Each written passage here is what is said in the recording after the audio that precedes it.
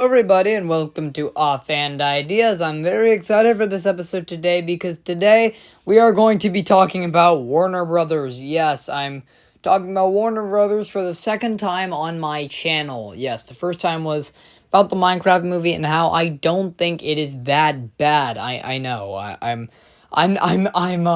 a very looking on the bright side of things kind of person.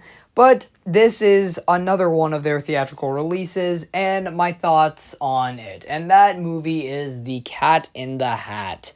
Yes, this is a very crazy one. It's gotten a lot of delays, which kind of shows the signal. They're kind of scared to put this in theaters, and there's a lot of new rumors discussing like what's going to be happening in this film and just is it going to be getting another delay and is this plan of a Dr. Seuss cinematic universe real? So, before we get in, please make sure to like, comment, subscribe, and let's get into it. Let's talk about some Dr. Seuss. So, let's start this story a long time ago in the early 2000s when the Dr. Seuss live actions were still happening. Thank God they didn't touch Green Eggs and Ham. I don't think I would have wanted to live in this world if they touched Green Eggs and Ham. So, thankfully, Cat in the Hat was the last live action Dr. Seuss, and thank God it was because I haven't watched the film. Looking at the trailers, what am I looking at? What am I looking at? And the Jim Carrey's Grinch came out before this, and it was a very, very big success. And it's probably one of the most rewatched of all the Dr. Seuss adaptations to this day, and I quite like this adaptation. It's very nice, classic. Dr. Robotnik himself plays the Grinch, and yeah, it's a really good film, but they tried to replicate the success with Cat in the Hat, and they failed miserably. So, yeah. After that, a lot of people for the coming decades after Cat in the Hat released, it was pretty much like known as crap with a capital C. But the people who grew up on that generation showed it to their kids, and their kids are now praising it like it's some kind of masterpiece, which, let's not be fooled. It's still not great. Let's just not be fooled by that, okay? And that leads us to today, where Warner Brothers is taking another stab at the Cat in the Hat, and we're just going to skip over the Illumination wave of Dr. Seuss adaptations because there's really not that much to talk about because they're all fine, I guess. They're not really a lot to talk about, but not really that little to talk about, but never mind. The news we've gotten so far is that it was originally going to be with Illumination, but when they stopped making Dr. Seuss adaptations, they gave it to Warner Brothers, who have had the rights to this day, and Warner Brothers, they want that zoom da la la la. So they're planning to do something much bigger with Cat in the Hat than just a standalone Cat in the Hat animated film like the normal sane person would think. They're planning on turning this into, as the Dr. Seuss Incorporated put it, every movie is going to be connected to the last, getting the audience excited for what's coming next in this brand new lineup of Dr. Seuss adaptations. I know, you heard me right. They're doing a Dr. Seuss cinematic universe. Please, don't do this. I don't want, like, the Avengers to be Sam I Am, Cat in the Hat, the Lorax, and I don't know, if I ran the zoo thing on the cover. I don't know.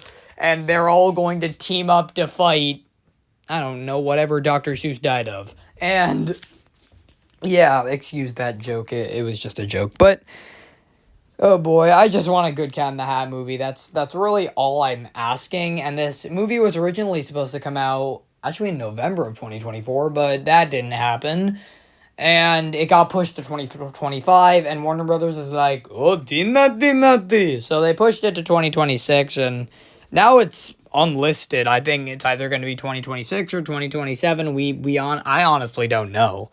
And there's been rumors spurring around that Bill Hader, yes, Fear and Flynn Lockwood himself, is going to be voicing Cat in the Hat, which that's a pretty good casting. I actually would like it if Bill Hader was the Cat in the Hat because I've missed his voice in animated movies lately. I gotta be telling the truth.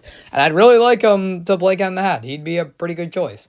And I just wanted to stick to the source material, but not stick to the source material to where it doesn't feel like a regurgitation of the book. I want it to feel fresh, but not a regurgitation. That's all I ask, Warner Brothers.